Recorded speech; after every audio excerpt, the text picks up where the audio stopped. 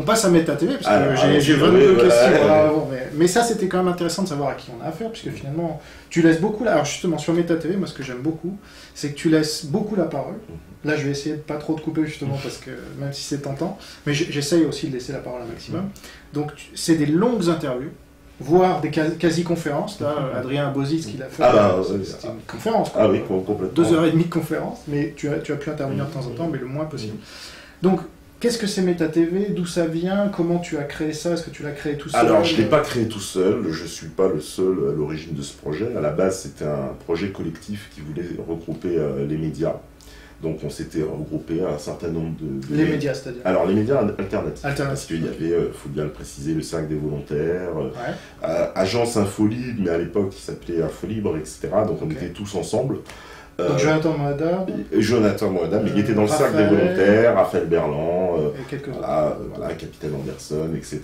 Tous ceux qui aujourd'hui font des médias alternatifs. On était en fait au départ tous ensemble pour faire ce projet. Il se trouve que on ne s'est pas entendu, comme on expliquait tout à l'heure, peut-être. Bah oui, les problèmes d'ego, de conflits, de personnes, on va dire, et qui font que à la fin, en fait, on va dire au moment du démarrage proprement dit, là où on devait prendre l'antenne, et il y en a qui sont partis, etc. Donc on s'est retrouvé à une équipe plus restreinte que le début. Donc ça s'est lancé quand? Ça s'est lancé il y a, alors si je me rappelle bien, c'était vers 2012, je pense. Début 2012, quand on a commencé à faire le projet. Après, il y a eu une longue phase de préparation, où on a dû préparer, etc., jusqu'à la prise d'antenne, c'était le 11 septembre 2013. Voilà, 11 septembre? Oui. C'est le hasard. Pas vraiment. Moi je dis ça parce que nous on a lancé le 18 juin 2010, c'est marrant. Ah bah c'est marrant. On avait quand même choisi un peu la date, comme ça on s'est dit on s'en rappellera. C'est sûr. Bon. Alors, Meta TV, pour ceux qui ne connaîtraient pas, c'est un média donc indépendant, on va voir dans quelle mesure d'ailleurs, parce que j'ai eu deux questions un peu sympathiques, mais qui diffuse en live. Vous pouvez aller en ce moment même sur Meta TV, vous verrez quelque chose, donc c'est une diffusion, je ne sais pas comment vous faites d'ailleurs. C'est 24 heures sur 24 en continu. C'est un partenariat avec Dailymotion? Oui, on a un partenariat avec Dailymotion. Et ça nécessite des investissements? Ça nécessite... les investissements de départ, oui, parce qu'il a fallu construire les locaux là où tu es, donc ça a coûté de l'argent. Il a fallu acquérir des ordinateurs, certaines machines, etc. Donc nous, notre investissement au départ, c'était de nos poches. Et puis, avec, on va dire, les vues maintenant qui commencent à nous rapporter de l'argent un peu sur Dailymotion, on a pu investir un peu dans du matériel. J'ai vu 9 millions de vues maintenant? Oui, on a 9 millions sur le lecteur. C'est pas mal. On est nous-mêmes étonnés chaque jour de voir les résultats. Donc ça, c'est depuis le début? C'est depuis le début. Okay. C'est-à-dire que c'est un lecteur qui a commencé à zéro. Et là, comment ça se décompte ce lecteur? Il prend, alors il y a chaque connexion? Alors chaque connexion, à chaque fois que quelqu'un se connecte, il y a une vue qui s'affiche sur il y a une vue sur le lecteur général, et on a évidemment le direct qui lui est notre vidéo la plus vue, puisque c'est une vidéo du lecteur. Mais évidemment, c'est la plus vue. Ok. Alors parmi mes questions un peu justement pour juger de l'indépendance, il n'y a rien de mieux que tu disais l'argent, effectivement, c'est un peu le nerf de la guerre. Comment vous trouvez votre argent? Parce qu'il y a des rumeurs qui courent. Alors, Meta TV, c'est l'étranger. Alors ça fait beaucoup. J'oserais même pas citer les pays étrangers. L'Iran, la Russie. Ah oui, c'est bon. Les rumeurs, c'est quoi? Alors c'est oui, voilà. Alors ça c'est vraiment la grosse rumeur. Nous, on n'a pas de financement autre que le financement des personnes qui composent l'équipe, c'est-à-dire des gens qui travaillent et qui ont mis leurs propres deniers, leurs économies. Hein, voilà. Et quoi, vous avez créé une On a créé une association qui va se transformer en société, mais ce sont nos deniers, c'est comme ça qu'on a créé le projet. Il n'y a eu aucun financement externe, aucune... Rien du tout. Benajal, il nous a donné un spot. Qui? Alain Benajal nous a donné un spot LED qu'on utilise. Ouais. Voilà. Benajal que tu viens d'interviewer là récemment? Exactement. Non, parce que beaucoup de gens pensent des fois qu'il est le patron de Meta TV alors qu'il est partenaire et il a absolument aucun statut dans nos statuts officiels. Donc lui, il est Réseau Voltaire, nous c'est Meta TV. On travaille en bonne collaboration, en partenariat, comme c'était prévu d'ailleurs avant l'antenne, c'est-à-dire, parce que ça, au début on a contacté pas mal de gens justement pour participer dans le Réseau Voltaire, qui étaient les plus intéressés par le projet, et donc Thierry Messant aussi, qui a fait beaucoup d'émissions, qui est venu intervenir plein de fois. Au début notamment. Au début, mais même après. C'est-à-dire qu'il a des problèmes de connexion. Il est, je me rappelle quand même en Syrie, et c'est pas facile d'organiser des lives avec lui, mais Non, Thierry Messant, oui, il a fait pas mal d'émissions et on sollicitera encore pour d'autres émissions. Et donc, vous êtes, tu me disais, une quinzaine de bénévoles? Une quinzaine de bénévoles, ouais. Donc, personne ne se rémunère? Non, on se rémunère absolument pas, c'est-à-dire que pour le moment... Autofinancement. C'est de l'autofinancement. L'argent qui est rentré, on l'a investi dans du matériel, parce qu'avant tout, on avait besoin quand même de matériel. Donc, pour le moment, on est dans l'investissement, on n'a pas de salaire. Mais alors la question qui me brûle les lèvres, c'est évidemment comment tu te payes, parce que pour le moment, on a tous un statut d'anciens chômeurs, en fait, parce qu'on a tous travaillé, donc ceux qui sont à temps plein, on vit avec les allocations assez dites. Mais auxquelles vous avez droit. Auxquelles on a droit, bien sûr, auxquelles on a droit. Donc, mais maintenant, on est aussi contraint, justement à cause de... ça, c'est la logique économique, de se dire qu'il va falloir qu'on rentre de l'argent. Donc on envisage toutes les possibilités. Attention, on ne va pas sacrifier notre indépendance, mais on ni cambrioler une banque. Non plus. Mais on va monter par exemple une régie publicitaire. C'est-à-dire que la publicité va devenir une de nos mannes. Ça l'est déjà via Dailymotion, mais on en aura une à nous. Voilà. Bon. Alors, j'ai une question sur ton ennemi principal, et l'ennemi principal de la France selon toi. Donc tu l'as un peu dit, mais enfin, est-ce que c'est vraiment ça l'Union Européenne? C'est-à-dire que... moi c'est l'Union Européenne, je pense. Avant tout, c'est parce que pour moi... Avant les sionistes... oui, parce que c'est de là que tout découle. C'est-à-dire que si on se débarrasse de ça, je pense qu'il y a beaucoup de choses qui vont tomber avec. Qu'il n'y aura pas que... C'est-à-dire que le fait de reprendre véritablement sa souveraineté, après il va découler un certain nombre de choses que justement... toutes les autres dominations vont s'affaiblir. Moi, je le pense inévitablement. Et s'il y a une domination qu'il faut commencer par casser, c'est ce lien avec l'Union européenne. C'est la première chose à faire. Et ensuite, en deuxième étape, la domination financière, etc., etc. Parce que cette domination judéo-sioniste, je vais reprendre le terme de Jacob Cohen. Référence Jacob Cohen.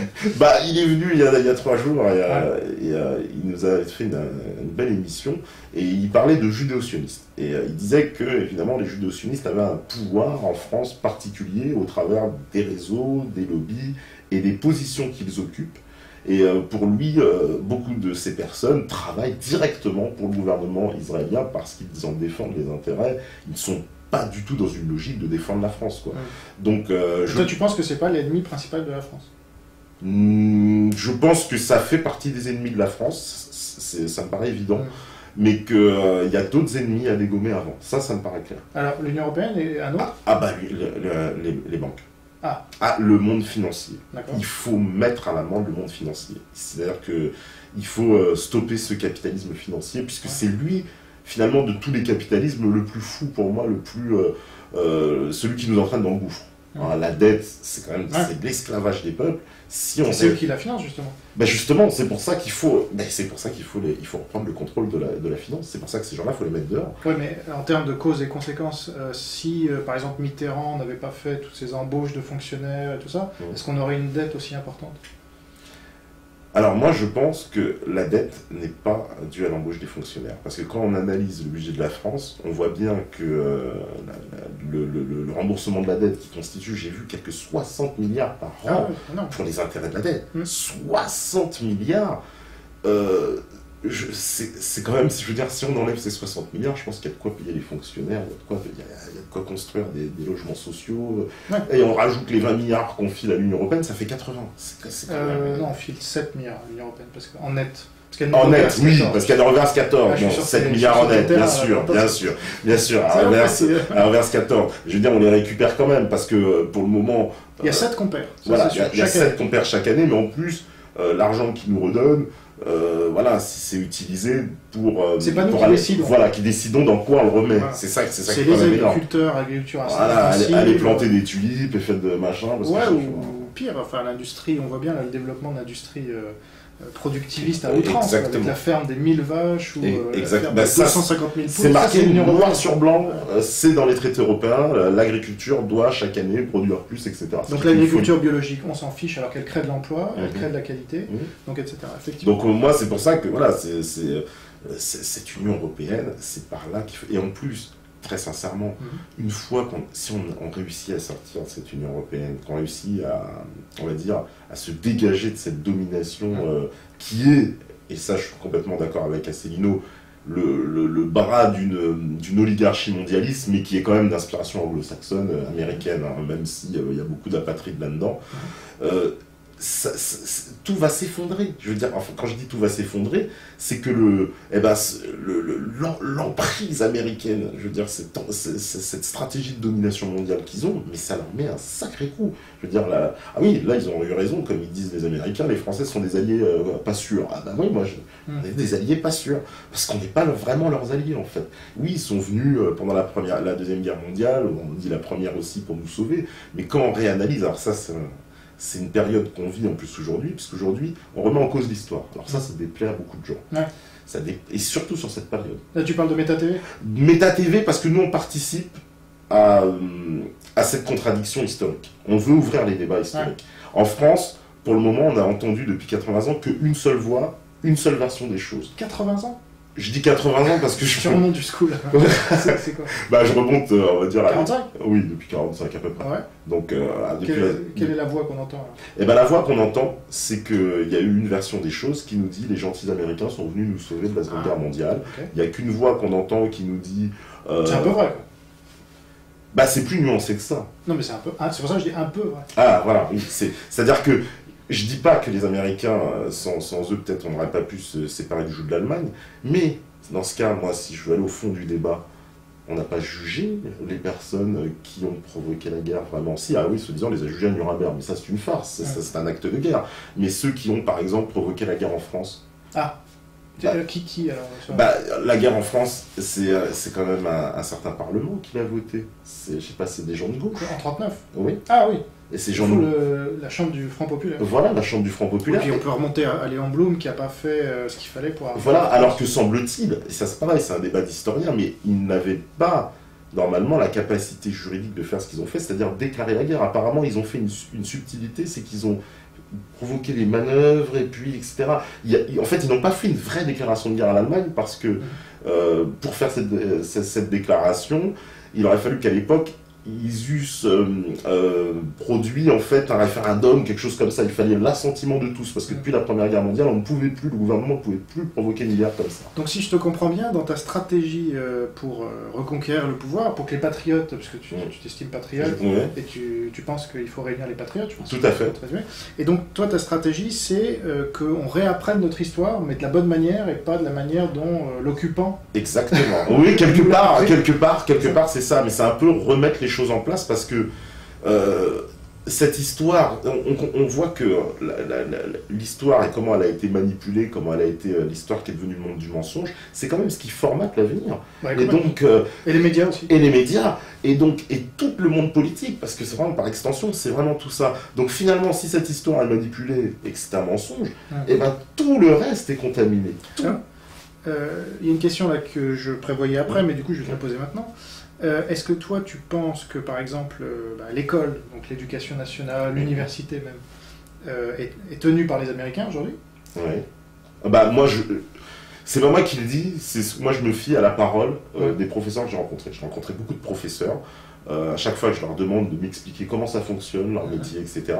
Et tous, ils m'ont certifié, c'est qu'aujourd'hui, les programmes scolaires étaient entre les mains de la Commission européenne. Et c'est elle qui décidait de tout dans les programmes scolaires. Et comme par hasard, on connaît l'influence des Américains sur les programmes scolaires. Moi, ce que j'observe, c'est que dans les programmes, par exemple en France, on y a fait disparaître toutes les grandes figures, remplacées par l'apprentissage des royaumes africains, des royaumes, je sais pas quoi, du Tonga, ou du Mali, je crois. Voilà, du Mali, ou enfin bon, bref. J'ai le plus grand respect, moi, pour toute l'histoire en général. Je ne suis pas en train de dénigrer. Voilà, tu l'as dit en début d'interview, je suis métisse d'origine africaine aussi, donc je ne dénigre pas l'histoire africaine. Mais enfin, on est en France. Si on veut que les Français se sentent français, il faut leur apprendre l'histoire de France d'abord. Et là, justement, cette manœuvre, alors, on va dire, le conspirationnisme, mais pour moi, le fait que la Commission européenne, elle fasse enlever ces figures de l'histoire de France pour les remplacer par... Mais ça, c'est quoi? C'est des directives? C'est des directives européennes qui visent le ministère, et le ministère applique. Et qui disent, faut plus parler de Napoléon, faut plus parler de Louis XIV, faut plus parler d'Henri IV. Et qu'est-ce que ça va faire in fine? Parce qu'il y aura un résultat de ça, c'est qu'il y aura toute une génération qui va grandir sans l'idée de la France. Ils vont la voir où, la France? Et c'est ça, en fait. Les Américains ont une stratégie, ils ont compris quelque chose, c'est qu'un pays, ça existe dans les têtes. Et si on le fait disparaître des têtes, ben, le pays n'existe plus. Un pays, ça n'a pas d'existence, c'est dans nos têtes. J'avais lu une phrase de Mélenchon qui disait la patrie ne nous préexiste pas, elle l'est à travers nous. Et j'étais entièrement d'accord avec ce qu'il disait, c'est que si justement nous ne sommes plus la France, ben demain il n'y aura plus de France, c'est terminé. Et surtout, surtout le travail qui est mené sur les jeunes, avec l'anti-France, voilà, ce dépouillement, puisqu'ils sont déjà en plus déracinés de base. Alors, justement, c'est marrant que tu utilises cette expression d'anti-France, puisqu'elle a été utilisée par Adrien Abosi, oui. que tu as que j'ai reçu, et une expression que j'utilisais déjà avant, c'est ça qui est marrant. Très bien. Mais tu sais à propos de qui il l'utilise? Ah bah à propos des générations qui lui l'appellent Wesh Wesh, les KRA, etc. Ouais, mais dans ce que j'ai vu de ton interview de lui, c'était plutôt à propos des communistes. Aussi, parce que pour lui l'anti-France, voilà, l'anti-France pour lui elle a plusieurs aspects. Il y a le côté Wesh Wesh, comme il dit, et il y a le côté les bobos qui aussi font de l'anti-France, parce que moi j'en connais hein, des gens, c'est pas ni des noirs ni des arabes, des bons blancs comme on dit, et je vous dis qu'ils crachent sur la France, quoi, qui vous expliquent la France c'est la dernière des traînées, c'est un pays